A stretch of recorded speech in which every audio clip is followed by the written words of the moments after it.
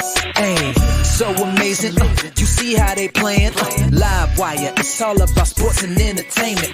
You don't wanna miss it, so official like you never seen. Keep it going till the whistle blowing from the referee.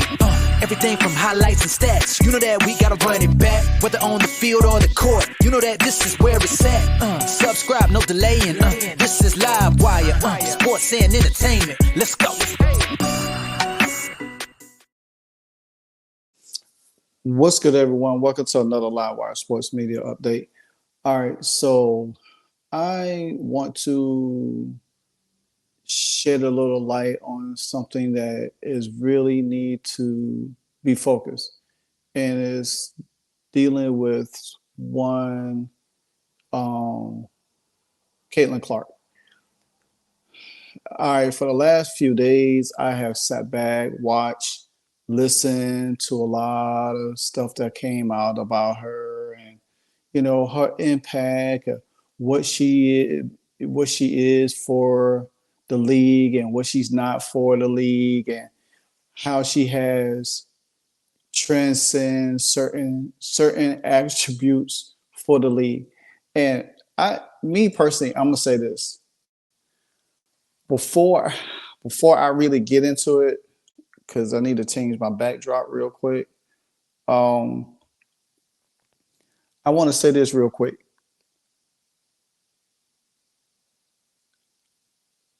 Some of the things that's dealing with Caitlin Clark is out of, to be honest, pure jealousy, pure envy, pure hate, because the women in the WNBA, and I'm talking about Black women in particular, are jealous because they're not her. They can't do what she do. They can't understand the gravitational pull that she has. A young lady that's 22 years old steps into the league, take the league by storm, take the nation by storm, does all the things that she needs to do, and everything, so forth and so forth, so forth and so on. But then you want to add race into the element of the equation to make it look like she's racist, when she has shown love, which she has literally went behind closed doors to try to help get more money for the league, for the more players. But none of this is being talked about. The only thing that's being pointed about across mainstream media and other teams is that, oh, her fan base is racist. If you've been in the sports world for the longest, and as a fan, you've been in the sports world for the longest, you understand that fans are going to be fans. Last year, NFL season, fans were fighting at the stadiums. This year, guess what? Fans started fighting at the stadiums. There's fans in the NBA that heckles players. There's fans at baseball games that heckle players or boo players. What makes the WNBA so different? Because they women and they can't handle the scrutiny, they can't handle the pressure.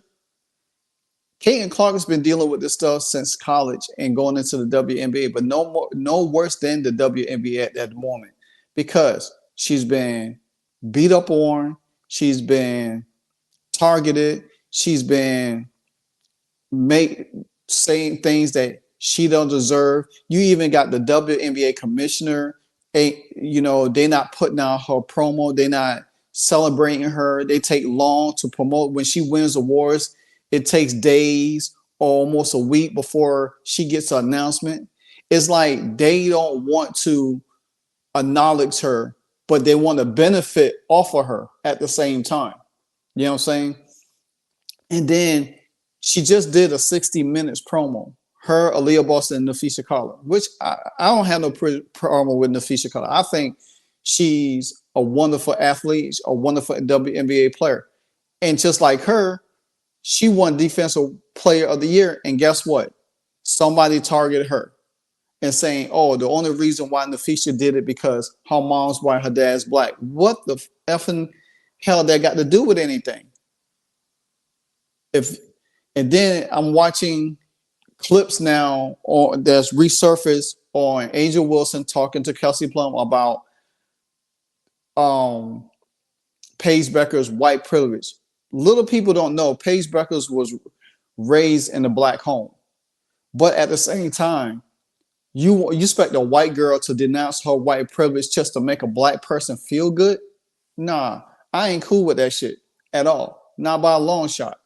Because no white person should succumb to what a black person may feel. If you feel that you are that person, then hey, all you got to do is prove yourself. But just to want somebody denounce their privilege or what you think is white privilege just because you feel threatened by that person, and that's what all it is at the end of the day. They're threatened by Caitlin Clark. You know what I'm saying? They're threatened by her. They know she comes in and break almost 70 records in the WNBA in her first year. Something that they say that, hey, she couldn't never do. Her game wouldn't translate. Then now they all backtracking. Now they all loving her because it's what she could do for them. You know what I'm saying? If you ever know that terminology, is like, I think it's I don't know if it's investment company say what Schwab could do for you or whatever the case may be. That's, you know what I'm saying? Or like Prudential, get a piece of the rock. That's what Caitlin Clark is. She's Prudential. Everybody want a piece of her, but they don't want to acknowledge her at the same time. Nike, she signs a 8-year, $28 million contract with Nike. Nike has not did a one single damn promo of this young lady. But you want to pander to Asia Wilson because she's the angry black woman. And if she doesn't get what she feel like she deserve, quote unquote deserve, she's going to whine and cry into the media. And then y'all going to have to give it to her. But Caitlin Clark sitting here generating revenue on top of revenue for the WNBA, attendance record, and sales. You know what I'm saying?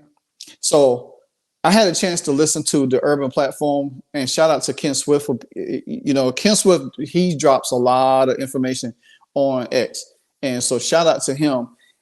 I got this clip from him to put out because they talked about the racism part where AT tried to say that Indiana fans is racist, which that's not true because then you had a racist person that's sitting in your stand, but you didn't acknowledge him because the fact it was Caitlin Clark. But if it was somebody from a black person, say it was Aaliyah Boston, then y'all would have probably said something about it. But since it's Caitlin Clark, oh well, you can handle it. You know, you don't endure the racism that us black people adore. That's what they look. That's how they look at it. You know what I'm saying? See, at the same time, you got to call a spade a spade. Shout out to Ben Daniels on that.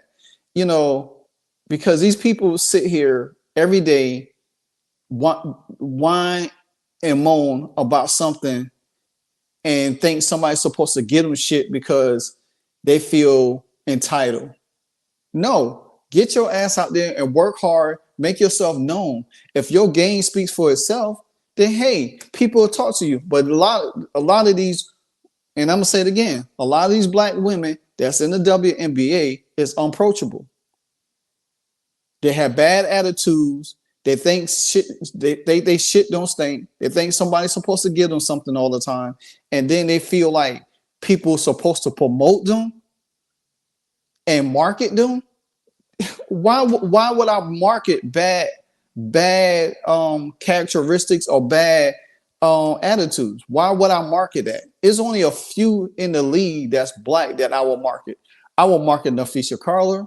Hell, I will market Natasha Cloud, Jewel Lloyd. I will market Arike Umawale. You know what I'm saying? Um, Kayla McBride. I will market Nika, you know, over there. But half of the other ones, I won't market. You know, I won't market them because they have bad attitudes. Because they think something's supposed to be the. And see, this is the thing before I get into this clip. They don't want a white woman the face of the WNBA. They feel like a black woman should be the face of the WNBA. But guess what? You have to earn that shit. You have to earn that. You have to earn it. Because who you think they're gonna put Angel Reese in the face of it? No. You think they're gonna put Angel Wilson in the face of it? No. As they so reluctant to say, oh, she's the best in the world and all of this, and all, whatever the case may be. But they think she should be the face of the league. But I'm gonna get into the clip because I want to come back because what I have to say today is very, very important on the structure of how the league is treating Caitlin Clark and where and why that going forward they're gonna resent Caitlin Clark even more because she's going to accomplish more than what it is, and the Indiana Fever is just getting started. So take a listen. I want to talk about this issue they talking about. Like the first thing Alyssa Thomas and them do, they come on and she's talking about the racism stuff, right? Mhm. Talking about she never experienced such vitriol from the Saw Indiana that. fans. Saw that. Yeah, we talked about this before with the Atlanta Dream co-owner, right? To paint that broad brush against a whole fan base, I think you do yourself a disservice as a league, right? Mhm. Because every sport got to deal with it. Boston has racist fans and stuff, but they don't say the whole fan base, right? Right. They pretty much say it's certain people, right? Right. But here's the thing about that: they don't talk about the shit that Caitlyn has to endure. Like that's the thing. I have a problem with us not seeing what we're doing. Like we're becoming that very thing. You know what I'm saying? They put a picture of Caitlyn on the cop that was choking out George Floyd, but they put Caitlyn's face on. That was crazy. That was crazy with Don J with the Naja Carrington. How you say her name? Nay. The Naja Carrington face on it, right? Dejounte Carrington, right? And to me, it's like they're using the fan base, but what they really trying to say is Caitlyn. They're trying to make it. You understand what I'm saying? Instead of, to me, that's their way of trying to, take a shot at her. The girls were so physical with that girl, even in the playoffs, man, getting poked, intentional or not, getting bumped. The girl Mabry fouled her, hit her in the head, no call. The refs ain't on her side, the league ain't on her side, right? But in the midst of all that, this young lady is behind the scenes lobbying the WNBA for visiting teams to get spot bonuses. Nobody knows about that. That just came out. She never talks about it or anything. She knows that Indiana is a packed arena every night they play. She was lobbying the W, and the former president of Indiana, when she stepped down, she revealed this. She said Caitlyn was asking the W to let these, since we're so successful and we got packed arenas, let the visiting team get spot bonuses. Just a one-time bonus. What that mean? Huh? What that mean? That just mean like a little windfall, like a little added bonus money, 10,000, 5,000, because you got these packed arenas. Give them a little some of that. Okay. You know what I'm saying? But she was advocating for the players. Mm-hmm. You know what I mean? And they sitting up there treating this girl like they treating them, right? Because to me, I still think that's just an excuse to really go at her. Because every fan is not that. It's trolls, it's people that's going to be hatred, bitter. It's not the whole fan base, So I just thought that was important. Exactly. And that's my take on the situation is that it's not the whole fan base. You got trolls out there. Even Caitlyn said in her exit interview, they're not fans, they're trolls. And I think that was an excellent response to what Alyssa Thomas said. Because now you shift the narrative, you shift it back to them and say, well, damn, you know what, hey, I tried. The thing about it is they waited till Indiana got put out the playoffs just so Alyssa Thomas could say something. Then you got Dejounte Carrington sit up there with some damn shades on her face looking like a fly. You know what I'm saying? But no matter how much they try to break Caitlin Clark or what they try to do to Caitlin Clark, she's continued to stand. She continued to weather the storm. She continued to persevere. That makes a strong person. See, when you can't break a person, it don't matter what you say about them because they're going to continue to prevail. It's going to continue to show that you could do whatever you want to do, but at the end of the day, I'm still going to be here. Now, we have a lot of people sit out there and say, um, Caitlyn should leave the WNBA. Caitlyn should play this sport. Caitlyn should play this sport. I'm sure Caitlyn could do everything that she wants to do in sports. Anything that she wants, she's going to be great at. She was great in soccer. You know, I'm sure she'll be great in golf. But the WNBA is her passion. Basketball is her passion. She's not going to give that up just because selfishly we say, oh, she should leave because of the way the league is doing her. Eventually, the league is going to have to get on board because you're not going to be able to stop Caitlin Clark. You're not going to be able to stop the Indiana Fever. The only way you're going to do it is just you're going to end up probably try to injure her or hurt her. That's the only way. But it's going to make the league look bad. As you see it now, the league has already took a hit in ratings and in attendance because Caitlin Clark not in there. And now the Urban Platform did at the beginning of their YouTube channel. I'll lock it in the description because I watched it in the beginning, and they talked about something specifically about the Indiana Fever and Caitlin Clark, and is that now that they got a new president, new president of operations and everything, which Kelly Kay, she was with the Indiana Fever back in the day, helped them to 13 playoff appearances and won and been to the finals 3 times, winning it once.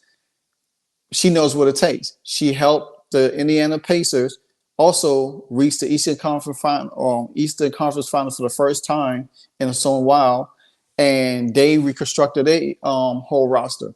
So on with all of that being said and done, is that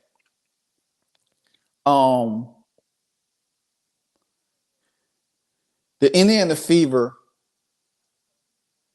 will make from this point on, going into next year, they will make a long-lasting playoffs run. They would not, the league cannot, and just like how LeBron was when he went to Miami, LeBron was in the finals almost every year. He went to the finals 10 straight times. Now, I don't know if Caitlin will do that, go to the finals that many times, but LeBron eventually won. I believe Caitlin will win at least 3 NBA titles. And I think next year the Indiana Fever will make the finals because I think they're going to do whatever it is, because by them having this 3 best of 3, it hurt more than it helped, because the Fever got in the playoff, but at the same time, at the end of the day, you don't get to see Caitlin Clark and the Fever play a home game, which that would have regenerated a lot. It hurted a lot of things that they want to do: marketing, promotion, sales, and restaurants around the Greenbridge, Indiana area. So I feel strongly that the Indiana Fever is not going to miss the playoffs. I believe they will be in the finals next year, and then the year after that, and probably a year after that. I think they're going to the Fever is going to make a run like no other team since in the WNBA since we've seen from the Houston Comets. I don't think we're going to see that, and I think the tide is going to turn, because they are not going to be able to neglect that. They're not going to be able to turn it off, because the pressure of Caitlin Clark is so vital right now and what she brings to the table. Think about this. If Caitlin Clark decides to say, "Hey, I'm leaving the WNBA," and this is something what the Urban Podcast pointed out too in their video. If Caitlin Clark decides to leave the WNBA, guess what it's going to do? It's going to hurt all their sponsors. And everybody's going to come to the table and talk to the commissioner and talk to the WNBA and say, guess what? We need to shift gears. We need to shift the narrative. We need to make sure that Caitlin Clark is protected. Same way they did Jordan, same way they do LeBron, same way they did Kobe. Especially after Kobe incident. Kobe was golden after that. So when you look at it in that standpoint, you're going to have to say, you're going to have to pick and choose. Do we want to risk her leaving or bowing out? Because guess what? Nike will lose money. And if Caitlin Clark and her lawyers went to Nike and said, look, we want out of contract, we give you your money back. Whatever money I owe you, I give it back to you, but I'm signing with somebody else. Because if she had signed with, because Billie Jean King is the ambassador for Adidas. If she wouldn't have signed with Adidas, her marketing would have been off the chain right now. If she had signed with Under Armour, like when with Steph Curry and they wanted her, her marketing would have been off the chain right now. So it's going to put pressure on sponsors like Nike. You know what I'm saying?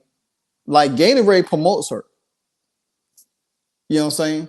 But at the same time, Nike is not doing their job. The WNBA is not doing their job. Because like I said, if Caitlin decides, if Caitlin could say, well, you know what? I'm walking away. I don't like the way y'all treating me. Y'all don't, the referees doesn't give me call. Now, like the Urban Podcast did say, you know, because she's a rookie, she's not going to get them calls right now. Now, maybe now going into year 2 and 3, she's going to start benefiting from the calls a lot more because now they see what kind of person she is. They see what, you know, she, you know, how feisty she is, you know what I'm saying? But maybe she get the calls, maybe she don't. That's all that's said and done. Now, shifting gears to stay completely on the hating topic, I guess this local newsman, another clip by Ken Swift, shout out to Ken again. He put out about how this guy literally narrowed it down to why the WNBA and the women in the WNBA is so much against Clark. The year of Caitlin Clark has officially come to an end. And when I say year, I truly mean about 12 straight months of Clark mania. It started last year around this time with Iowa women's basketball ramping up expectations. Clark then led the Hawkeyes to a repeat appearance in the NCAA championship, something I doubt we will ever see again from a local team. Back-to-back title games. The former Dowling star was then drafted #1 overall by the Indiana Fever in the WNBA.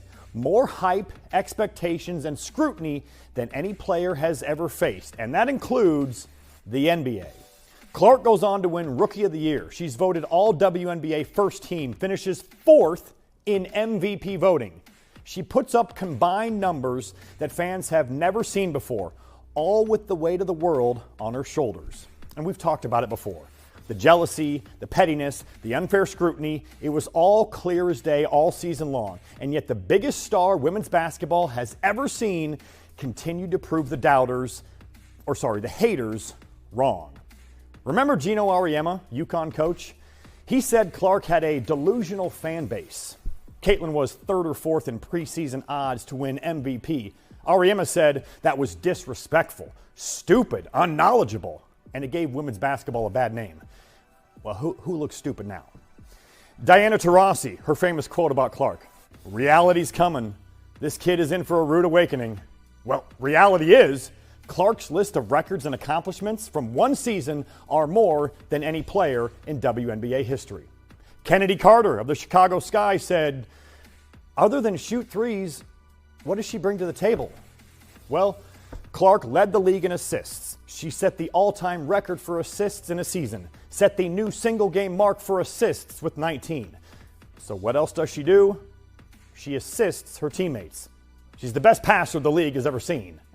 So many people wanted to see Clark fail, So many current and former WNBA players wanted the hype to blow up in her face. Yet those same players had no trouble basking in the newfound league popularity brought on solely by Clark. Think of the pressure, all the noise. No doubt she heard it, but always took the high road, always praised teammates and opponents, and somehow exceeded expectations. The year of Caitlin Clark was a 12-month ride that no one wanted to see come to an end. But the fever lost, and Clark now gets a much-deserved break. I think she's earned it. And that's true, because they want to bask in the glory of her, but they don't want to celebrate her. Just like she went behind the table to ask for spot bonuses, and they say, oh, no, because of the current CBA. I'm sure there's a way they could have made it work, but they don't want to because Clark came up with the idea. You know what I'm saying? If it was Asia Wilson, or they would have probably like figure it out. You know, we'll figure it out. But they don't think that way. See, as much as they continue to hate on Caitlin Clark showing them that, hey, I still want the WNBA to succeed. Because, like it or not, any success the WNBA have now until Clark retires, it's going to be because of her. It ain't going to be because of Cam Brink. It ain't going to be because of Rika Jackson. It ain't going to be damn sure because of Angel Reese. It's going to be all because of Caitlin Clark, the phenomenon that she is. You only get one of them. Like Iverson was a transcender. Jordan was a transcender. Magic and Bird was transcenders. Kobe Bryant was. LeBron James. And now Caitlin Clark. So I'm sorry to tell you that eventually y'all 11-year players, y'all over 30-something players, guess what?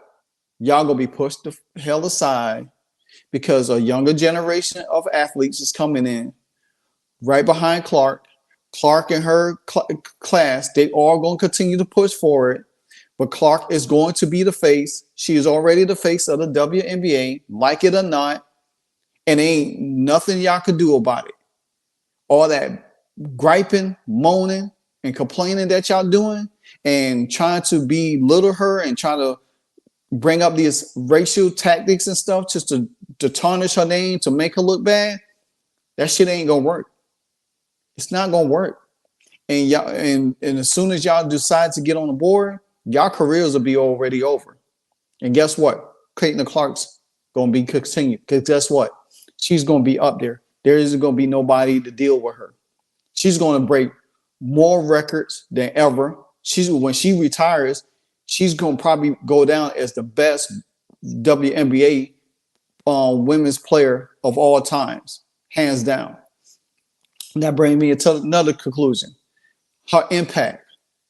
Caitlin Clark is very impactful on and off the court. And if you don't believe me, check out this clip. Here are the 200 most productive offensive seasons in WNBA history on a scale of points generated per game. And among these seasons, you'll find the greatest players in the league's history. Lisa Leslie, Tamika Catchings, Cheryl Swoops, Candace Parker, and Angel McCoughtry have tons of seasons littered throughout this chart. Climb towards the top and you'll find seasons from Asia Wilson and Cynthia Cooper. But with 4 of the top 10 most productive offensive seasons in WNBA history is Diana Taurasi, her 2006 campaign being the best of them all, producing 33.9 points per game. And then there's Caitlin Clark, who is already the most potent offensive player in the history of the WNBA in her rookie season. Women's hoops has never seen a player like this. The most potent player in WNBA history. Not even Asia Wilson can get close to that. So you're going to tell me that Caitlin Clark is not the one? You're going to tell me Caitlin Clark is not the face of the league? The most impactful player? More impactful than what Diana Taurasi had in 2006? Better than what Asia Wilson is doing? but she's supposed to be the best in the world. Guess what? That best in the world title is about to shift hands. So my conclusion of this is, regardless of what you try to do to Caitlin Clark, even NBA players are supporting Caitlin Clark. LeBron James, Steph Curry, Tyrese Halliburton, Kevin Durant. Yeah, they support other people, but guess what? When they talk about WNBA, the first thing they talk about is Caitlin Clark. So all y'all hatred, bigotry, envy, and jealousy that y'all doing to this girl, this young lady, it's going to make her stronger. And the stronger she get, the better she get. The most dominant she gonna get. Because guess what? Just like in her Iowa days, she got better each year. Guess what? In her WNBA days, she's gonna get better each year. Because she's a student of the game, and she loves basketball, and she takes it seriously. She's not into all of that foolery that y'all into. So, with that being said, this is my take on where I feel, where I see, and how I understand that Caitlin Clark is not going nowhere. We could sit here and say, hey, we wish she played somewhere else. That's not going to happen. That's not her DNA. That's not her makeup. That's not who she is. Caitlin Clark is going to shift the WNBA into a stratosphere that they and see her impact coming into this league. They wasn't ready for it because they were expecting her to fail. And when she didn't fail, they didn't know how to handle it. So they continued to create these narratives to paint her, to smear her name, to smear her as a person. And it still didn't work.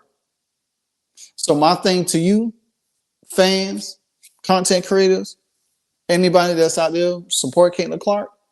And even the ones that's out here supposedly be Caitlin Clark fans or Caitlin Clark supporters, and all of a sudden now they had turned a 180 to get more views by talking negative about Caitlin Clark now. I got some choice words for you, but I'm not going to even use it in this video because I'm going to have a special video for y'all people.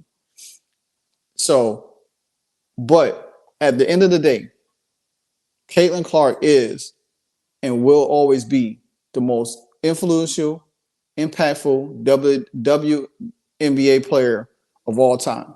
She's already shown that, and the best is yet to come. Until then, this your boy Livewire Sports Media. I'm out.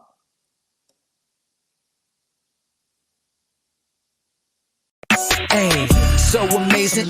You see how they playing? Live wire, it's all about sports and entertainment. You don't want to miss it, so official like you never seen. Keep it going till the whistle blowing from the referee. Everything from highlights and stats. You know that we gotta run it back, whether on the field or the court. You know that this is where it's at. Subscribe, no delaying. This is Live Wire, sports and entertainment. Let's go.